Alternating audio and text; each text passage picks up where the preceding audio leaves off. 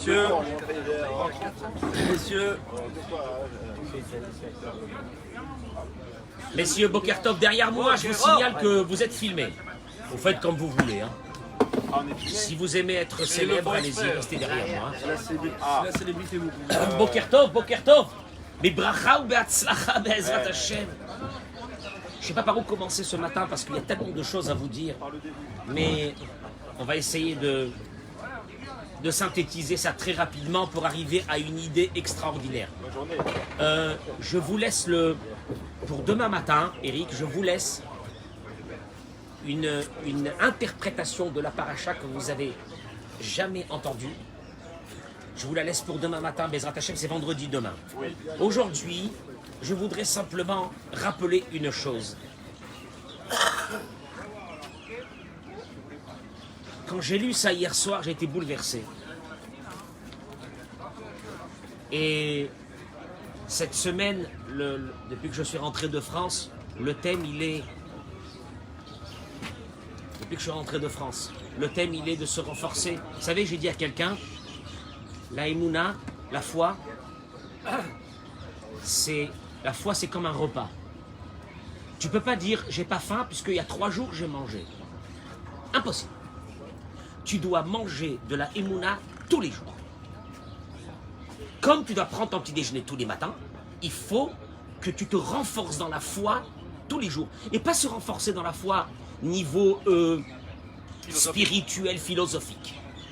Il faut que tu vives cette foi pour qu'elle te permette de traverser toutes tes épreuves. Mais là ce qu'on a découvert, c'est fabuleux. Je rappelle... Mechila, Giorgio, je t'ai perdu une place. Georges, viens ici. Où il est Olivier? Où il est Olivier? Ah, il est là, Olivier. Merci, Olivier, d'être là tous les matins. L'Olivier du Rav. J'appellerais ça l'Olivier du Rav. Il est là tous les matins. Et tous les matins, il essaye de se sauver. Il me regarde comme ça en billet. Et il voit que je le fixe et il s'assoit. Je crois qu'il veut remplacer le chat. Ah, on n'a pas vu le chat, ça fait quelque chose. Alors, d'abord, donc j'accueille tous mes amis sur les réseaux sociaux. La bracha et la tzlacha sur vous. Amen, Kenny Ratson. Je peux vous demander de partager ce cours au maximum parce qu'il a un grand message. Pour la Rifoua chez les mains. Alors, Joël Tehila Batodet. Le doigt. Lise Noémie Bat Julie Frecha. Le doigt. Monique Esther Batodet. Ils sont terribles. Jocelyne Batoraïda. Victor Ayouch Ben Odette. Moshe Ben Odette. Et Gedalia Ben Fradji. Ah, nouveau. Gedalia Ben Fradji. Ok. Et Esther Mishar Kol Chola Amecha Israël. Esther Bat Missa. Malka Chaya Batsini. Malka Chaya Batsimi. Dan Yosef Dan Yosef Ben Yehudit. Yaakov Ben Dina. Yaakov Ben Dina. Il y a aussi l'enfant, comment il s'appelle Il faudrait essayer de me faire une liste. BMF. Sarah Colette Batlouise. Zari Sarah Batrana. Zari Sarah Batrana. Yosef Ben Kemouna. Yosef Ben Kemouna. Henri Ben Mahbouba. Leilou Nishmat maintenant. Yosef Ben Nejma. Et Moreno Arav El Haddad. Annette Bat Mesoudi. Ça c'est Leilou Nishmat. Annette Bat Mesodi. Daniel Nissim Ben Chaim. Daniel Nissim Ben Chaim. André Mordechai. Ben Rahmon Alidi. Chana Arlet. Bat Rahmon Alidi. Et Rina Bat Naomi Gila. Salomé Rachel Per Chaya Bat Miriam. Pinena Bat Suzanne. Yosef Yossi Mesaud. Ben Rina. Rabbi Yaakov Nissim. Ben Suzanne. Que le mérite de ces paroles de Torah soit pour tous les malades, que le mérite de ces paroles de Torah soit les Ilou Nishmat et le repos de tous les Neshamot, de tous les âmes que nous allons dire ce matin. Je vous rappelle en quelques mots l'histoire de la paracha de cette semaine, que je rentrerai Bezrat Hashem demain dans le fond de cette histoire. Mais aujourd'hui, je rappelle simplement ce que nous connaissons tous, c'est que Yaakov Avinu il va se passer quelque chose de dramatique, c'est que les frères, les tribus, les 12 enfants de Yaakov vont jalouser Yosef, qui a été, on va dire, choyé de façon très spéciale. C'était lui l'essentiel du mariage pour lequel il était parti. Il s'est marié avec Rachel, ils vont le jalouser. À un moment donné, malheureusement, la jalousie va s'intensifier à travers les rêves qu'il va faire, dans lesquels il va annoncer à tout le monde qu'il a vu dans le rêve qu'un jour, son père, sa mère et ses frères vont se prosterner devant lui. C'est énorme. C'est-à-dire qu'il est en train, alors ses frères pour eux c'est épouvantable. Et d'ailleurs même, ils vont mal interpréter des paroles qu'il va dire à son père. Ils vont les interpréter comme du lachon hara qu'il est en train, Yosef, de raconter contre eux. Et malheureusement, il va arriver un moment où ils vont le juger. Et heureusement qu'ils ne l'ont pas tué à ce moment-là, mais ils vont le vendre. Yosef va se retrouver, vous le savez, tous en Égypte, chez Potiphar. La femme de Potiphar va essayer de le séduire, et puis lui, en la repoussant, elle va l'accuser de viol, et il va se retrouver en prison. Fin de l'histoire, c'est terrible. Cette histoire de Yosef Hatzadik, cette prison qui va se retrouver. Alors, on le sait que vers la fin de la paracha, il va rencontrer deux personnages assez spéciaux à l'intérieur de la prison. C'est le ministre qui s'occupait du pain de Paro et celui qui s'occupait du vin de Paro, le deuxième. Ils vont rêver, il va interpréter les rêves et on va dire que c'est le début de la fin de l'histoire parce que dans la paracha de la semaine prochaine, Yosef va être convoqué, je crois que c'est ça. Oui, c'est ça. Il va être convoqué chez Paro parce que Paro va rêver lui aussi des rêves. Il aura besoin d'interpréter ses rêves et Yosef va être libéré de prison. Je vous ai fait la paracha, mais alors de façon la plus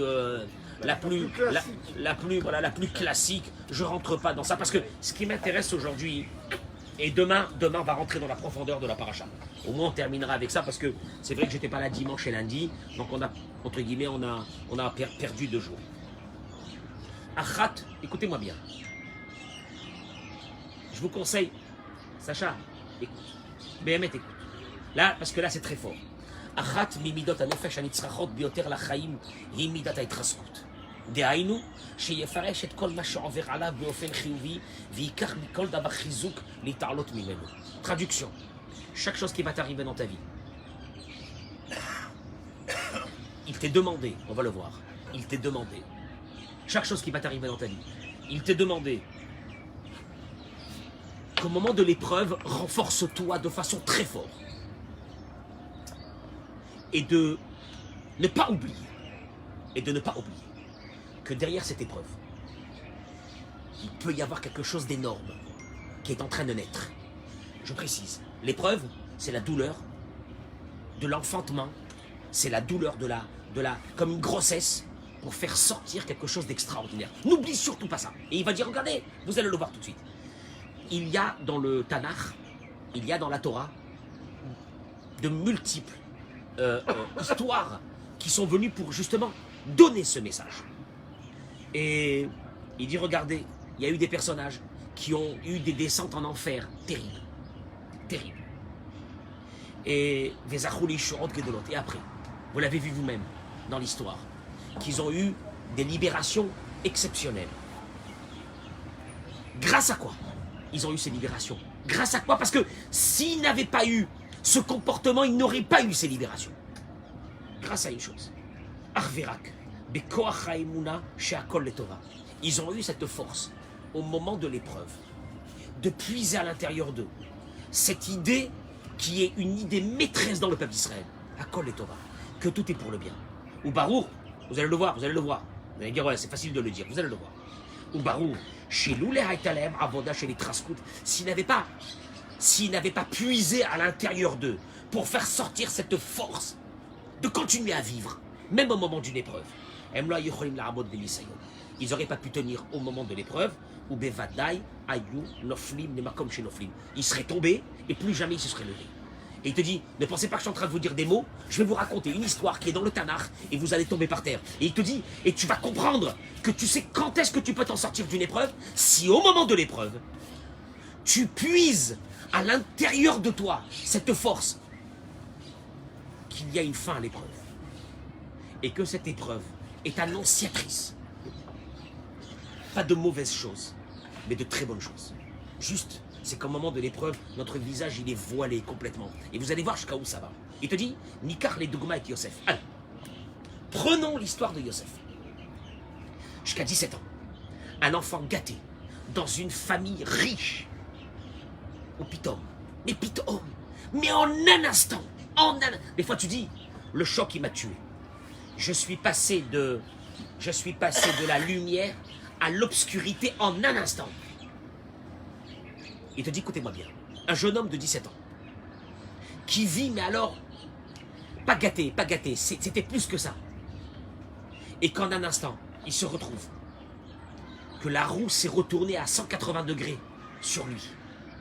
On a fallu sourim chez Enke Dogmatam. Il est tombé dans des souffrances qu'on ne peut même pas s'imaginer. C'était quoi les souffrances? C'est venu sans aucune préparation.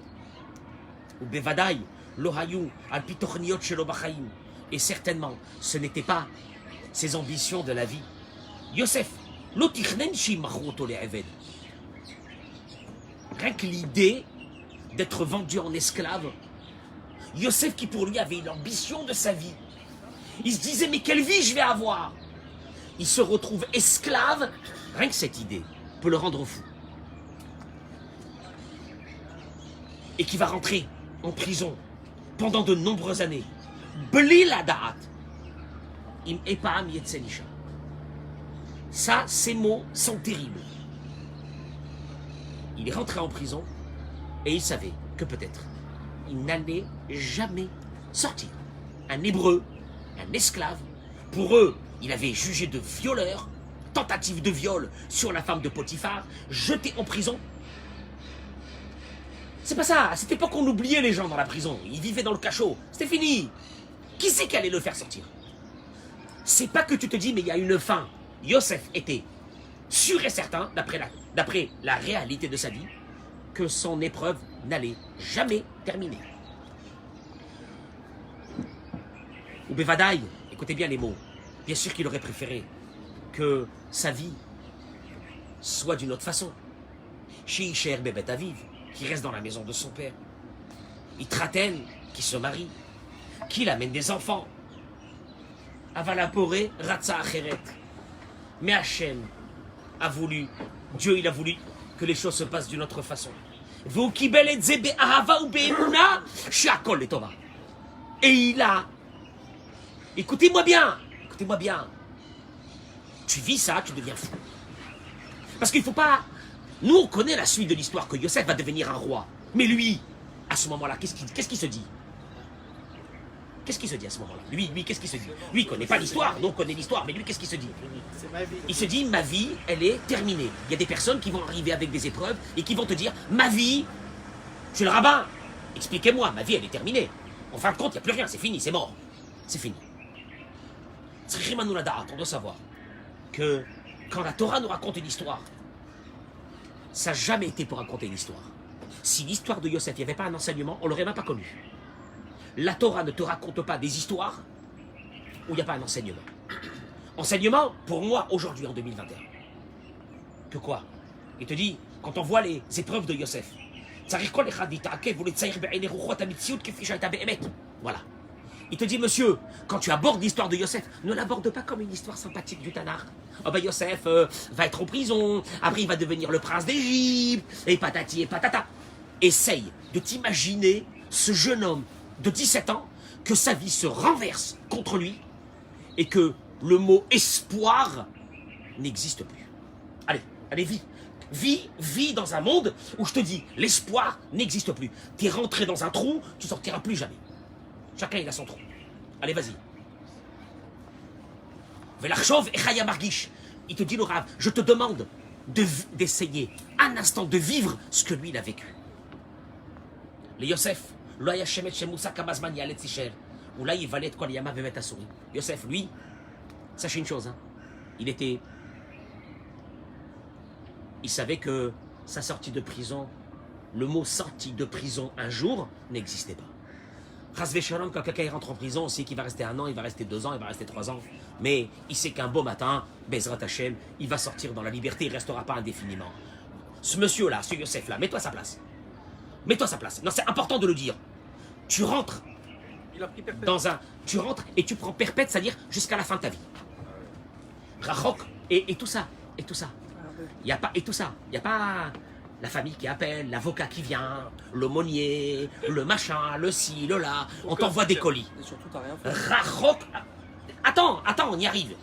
Mets-toi à sa place. Rachok Mimish Parto, mais sa famille n'existe plus. Elle a des milliers de kilomètres. Sa famille est persuadée qu'il est mort. Et l'histoire s'est terminée. Est-ce qu'il a des amis? Personne. Blif Sharout Kadem Bachaim. Il sait que c'est fini. Il n'y aura plus d'évolution. Il n'y aura plus d'évolution. Son évolution à l'âge de 17 ans, 18 ans, c'est terminé. On lui dit, monsieur, toi en fait, t'es déjà mort. C'est fini. Blif Sharout Litraten. Alors là, je m'imagine quand il devait réfléchir. Il est dans son trou. Je ne pourrai jamais me marier. Tu pourras avoir des enfants, je ne pourrai jamais avoir des enfants. Je pourrais même servir Dieu comme je le veux, même pas. Obivadaï, avou alav kol suge, hamachashavot. Vous pensez que lui, il n'a pas eu des moments où c'est qu'il avait envie de mourir? Vous pensez qu'il n'a pas eu des moments où c'est qu'il avait envie de mourir? Vous croyez que quoi? C'est une histoire imagée, sympathique, romancée, et puis d'un seul coup un jour il va sortir, il va devenir un prince, etc. Une catastrophe. Des moments où il a envie de mourir. Imla ya Yosef. Si Yosef n'avait pas. Si Yosef n'avait pas. Il traskout ve'emuna pshuta. Cette emuna pshuta. Tu sais ce que ça veut dire pshuta? Pshuta, je comprends rien. Et qu'est-ce qu'il te dit le rabbin là, dans le Rav Cohen? Qu'est-ce qu'il te dit? Akol letova. Qu'est-ce qu'il raconte? Akol letova. Je suis dans mon trou, moi. Akol letova. Akol letova. S'il n'avait pas eu cette émouna, Yosef, mais comment Yosef? Comment tu peux avoir Akol letova? Ta vie elle est finie. Ta vie elle est morte. Akol. Yosef il te dira dans son trou. Il a envie de mourir, mais il te dira Akol letova. Je reste, je survis, je laisse la tête hors de l'eau. Je laisse la tête hors de l'eau, parce que je sais que Akol letova. Neget kol bashenira bamtsiout. Et c'est contre toute la metsiout. C'est quoi metsiout? La réalité. Yosef, la réalité, c'est que c'est une catastrophe ta vie. Elle est foutue ta vie. Tu le sais qu'elle est foutue ta vie. T'es fini. Dans un pays de barbares. À l'époque des pharaons, un hébreu qui arrive, mais il vaut rien. Il est mort. En plus quoi, jugé, tentative de viol, jeté en prison. Mais t'es foutu toi, ta vie elle est finie. Esclave. D'abord, parce qu'à la base, c'est pas un homme libre qui entre en prison. C'est un esclave qui avait été acheté par Potiphar dans le marché des esclaves. Un moins que rien. Il valait moins qu'un animal. Il valait moins qu'un animal. On achetait un âne et on achetait un homme à cette époque, la même chose. Ça veut dire que tu pouvais le tuer un beau matin si tu avais envie. Toi, tu étais le maître, tu fais ce que tu veux. Tu me suis un peu le concept de d'où il était, où il est tombé. Veoulo Zorek. Et Veoulo Ayazorek. Si, il n'avait pas rejeté.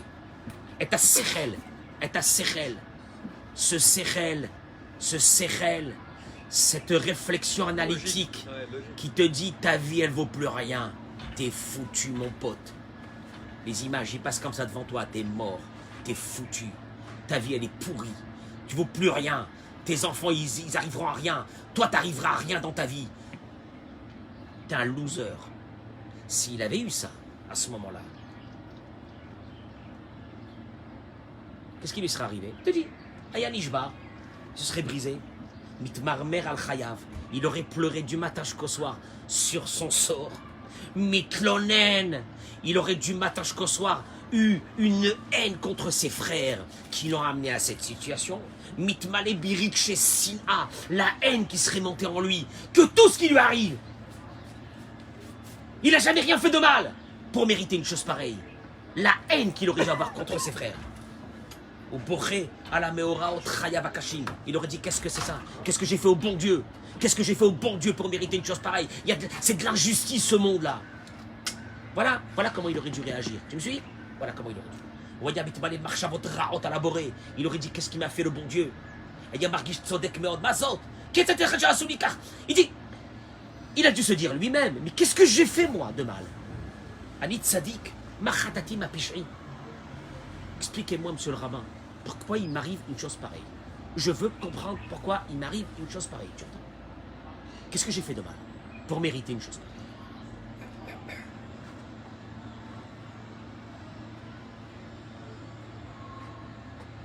suis loin de ma famille. Je suis un esclave. La femme de mon maître. Du matin jusqu'au soir. Je subis ses assauts. Si vous regardez ce que le Talmud y ramène, le Midrash, combien il a subi d'assauts de cette femme-là. Et moi, je vois l'image de mon père qui me dit « Ne faute pas ». C'est pour ça qu'on va l'appeler comment, Yosef? Un tzaddik. On n'a pas appelé Réhouven à tzaddik, Lévi à tzaddik, Yehuda à tzaddik. C'est ça ma récompense. C'est beau, hein? Elle est belle la Torah, hein? Quand la cave au Dieu, hein? Avec tout ce que j'ai fait moi, pour toi. Merci, merci. Regarde comment tu m'enfonces encore un peu plus. Allez, vas-y, enfonce-moi encore un peu plus. C'est bien, hein? D'abord, vous appelez ça la justice, vous appelez qu'à un bon Dieu, vous appelez que Dieu existe et qui gère le monde et que Akol et Tova. C'est bien. Allez-y.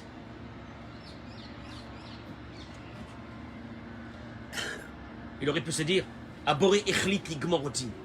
Dieu, il s'acharne sur moi. Au sonnet, Oti, il a sûrement de la haine contre moi.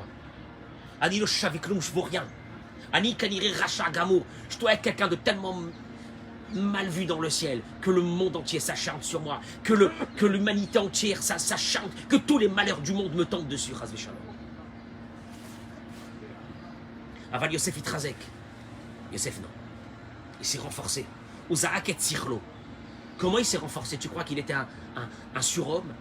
Il a jeté son esprit. Je ne réfléchis pas. Endavakazé.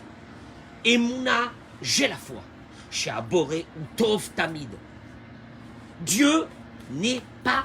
De Dieu ne sort pas le mal. Chez Kolmacho Aboré, tout ce qu'il fait, c'est les Thomas. Ouais, je m'arrête ici. Si on ne connaissait pas la suite de l'histoire, qu'est-ce qu'on aurait dit? Yosef, arrête avec Akol le Tova, le Tova. Réveille-toi. Quel Tova? Réveille-toi, t'es foutu. Akol le Tova, ben. Moi, je m'arrête ici dans cette histoire et je dis Yosef, allez, vas-y. Allez. Où il est le Tova? Allez, vas-y, explique-moi ton Tova. T'es en train de dire du matin jusqu'au soir dans ton trou, Akol le Tova, Baruch Hashem. C'est marqué que Dieu était avec lui. Rachi ramène que le nom de Dieu était dans sa bouche. Baruch Hashem. Baruch Hashem. Eh ben Yosef, Baruch Hashem, t'es mignon. Nous qui connaissons la suite de l'histoire, s'il n'y avait pas eu cette prison, il aurait eu ce destin d'être un des hommes les plus puissants du monde, de sauver l'humanité de la famine plus tard. Et c'est pas ça encore la suite, parce que la suite on la verra demain, du projet divin. Mais là tu t'arrêtes là, tu dis quoi? Akol et Tova. Akol et Tova. C'est comme quand quelqu'un il a un problème, et tu viens, tu lui dis Akol et Tova. Il s'énerve. Il se met en colère.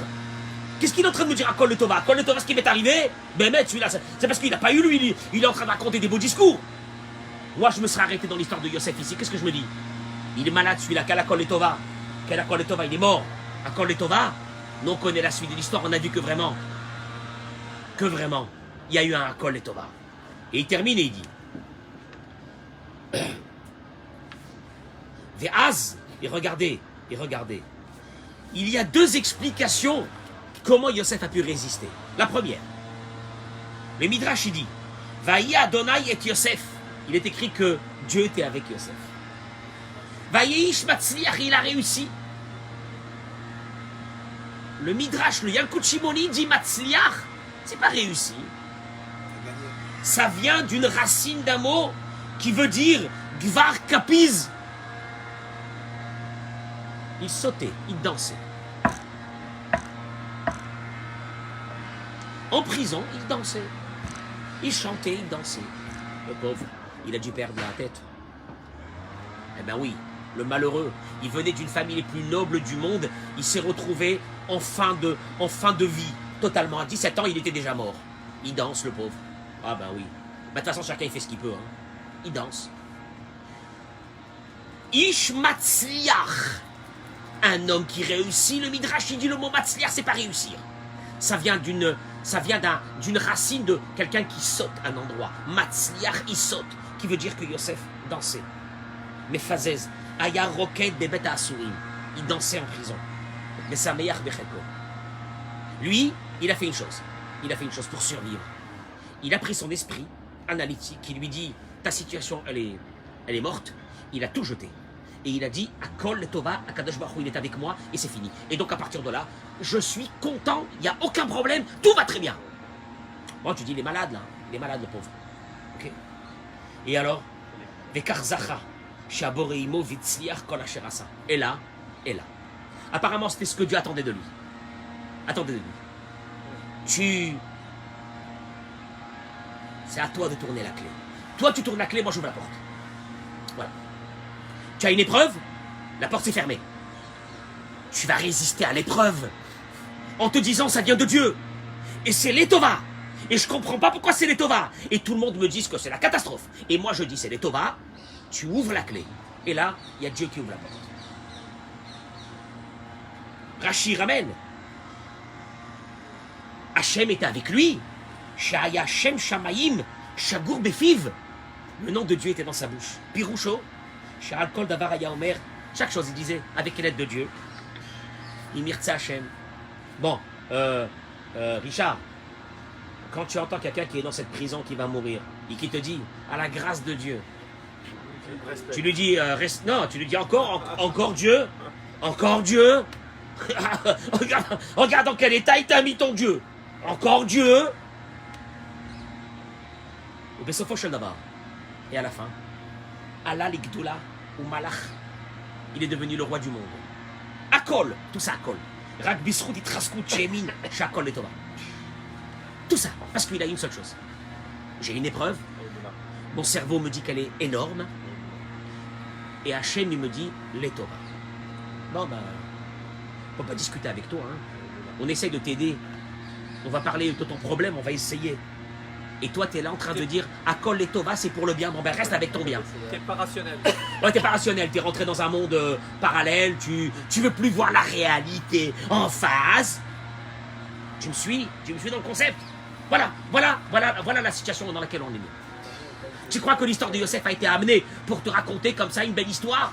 Voilà la situation de Yosef. Mets-toi à sa place un instant. Kol Echad Markish. Et je termine avec ces mots. Chacun ressent. Chacun a ses douleurs sur ce qui lui manque. Et c'est pour cela qu'il n'arrive pas à être dans la joie. Il a peur. Il a une boule au ventre. Il a peur. Il a peur, la parnassa, il a peur pour les enfants. Il a peur pour ça, il a peur. Comme il a peur, il n'est pas dans la joie. Parce que quelqu'un qui a peur ne peut pas être joyeux.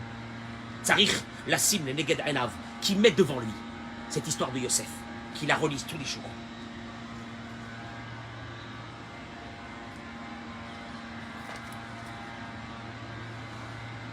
Adam Shemerakev lo zivug, quelqu'un qui n'a pas encore trouvé son mazal.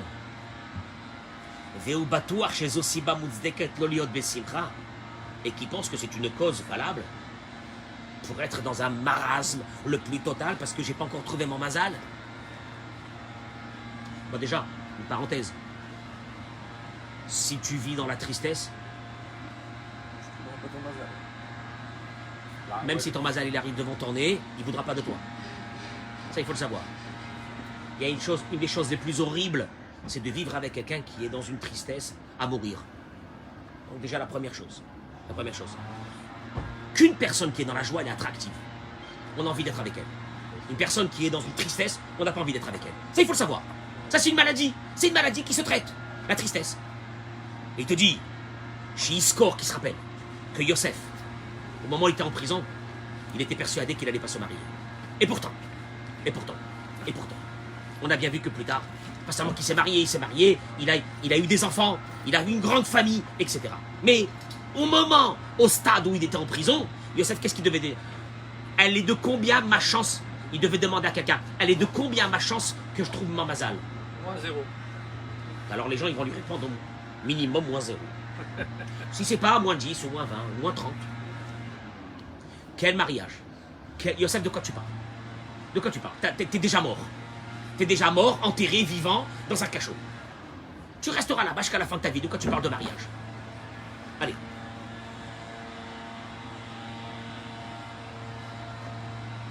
Kol echad ve'echad.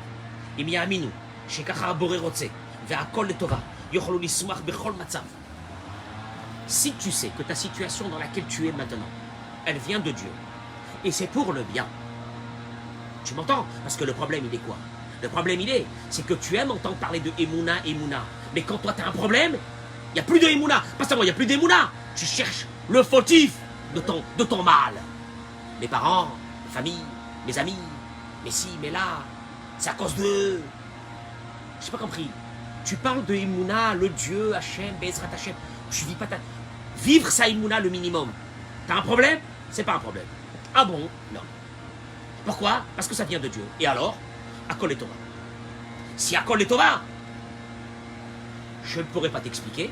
J'ai jeté mon sechel.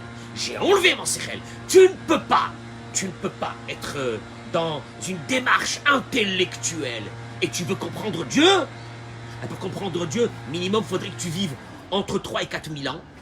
Et que tu saches d'où vient ton âme. Et qu'est-ce qu'elle a fait avant pour comprendre ta vie. Après, on discutera. C'est tout.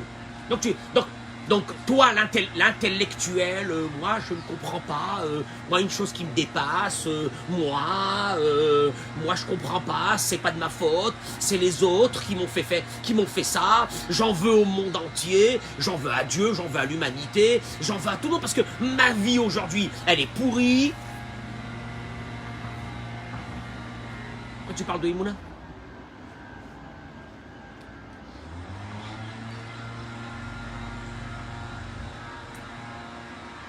Aval Yosef Nilcham.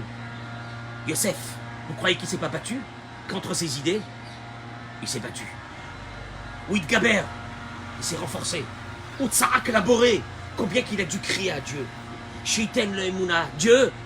En vérité, la première prière qu'on doit faire tous les matins, c'est quoi? Hachem, donne-moi la foi. Hachem, donne-moi la foi.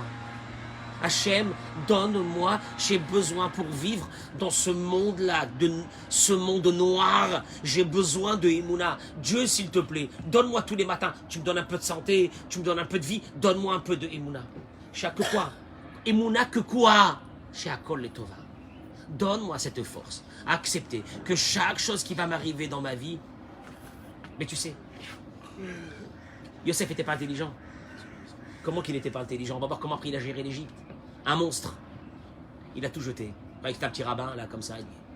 Il vivait comme ça. Il était, je sais pas, peace and love. Il savait la vie, il connaissait la vie mieux que tout le monde. Il a tout jeté. Vichlit. Shewe no mevin kloum.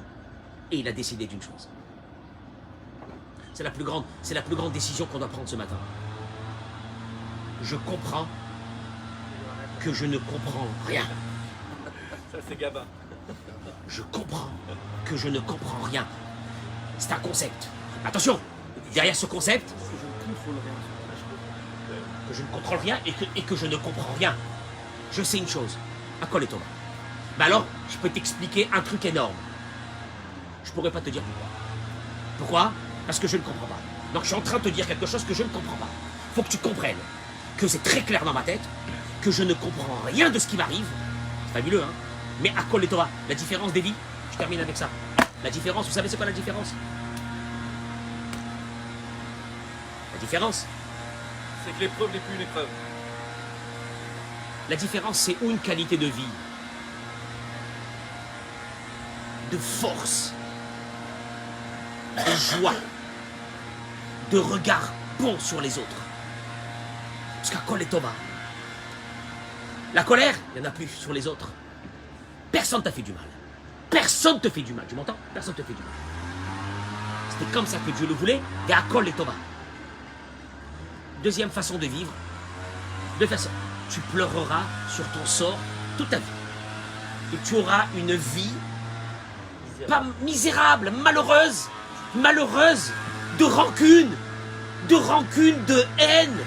Que tu t'es construit pendant toute ta vie. Que tous tes problèmes venaient des autres.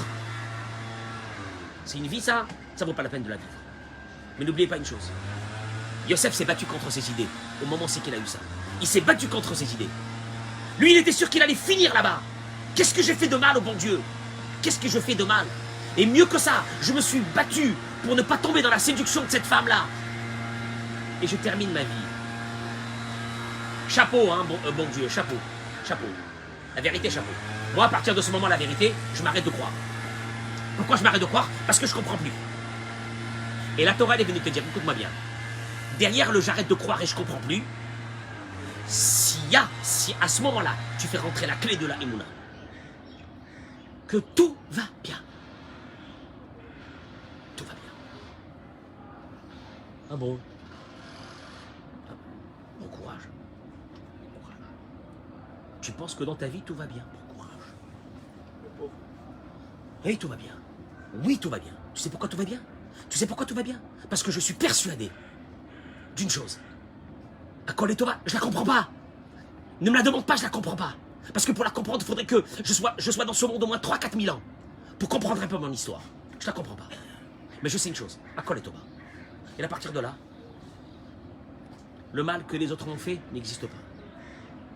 Ma vie que j'ai eue n'existe plus. Tout est un projet divin. Tout a été mis par Akadosh Baruch Hu. Ce qu'on est en train de dire maintenant, c'est un instant, on est en train de vivre. Pas en train de parler de Emouna. On est en train de vivre cette foi qui nous permettra, cette foi, c'est pas une philosophie, elle nous permettra de vivre dans ce monde, ce passage dans ce monde, soit avec une richesse, à travers, parce que les épreuves, il y en aura, les épreuves, il y en aura, soit à travers une grande richesse de ces épreuves, soit une médiocrité la plus totale, une affliction, une dépendance, qu'on commence à avoir on devient dépendant de tristesse. On devient dépendant de ce marasme. On devient dépendant. On se liquéfie. Il ne reste plus rien dans notre vie. Comment tu vas faire grandir tes enfants? Comment tu vas vivre avec ta femme? Comment tu vas vivre avec ton mari? Il n'y a plus de vie. Il n'y a plus de vie. Il n'y a plus de vie parce qu'il n'y a plus cette joie. Et c'est ce qu'il dit le Maïmonide. Que cette simcha, c'est un grand travail. Pour arriver à cette joie, c'est un grand travail. C'est un très grand travail. Parce que dans ta vie, tu vas traverser les barrières comme un cheval de course. N'essaye pas d'échapper aux barrières. Tu vas les retrouver dans un autre endroit. N'essaye pas. Ils sont obligatoires. N'essaye pas. C'est ton projet dans ce monde. Saute les barrières. Comme un vrai cheval de course, comme un pur sang.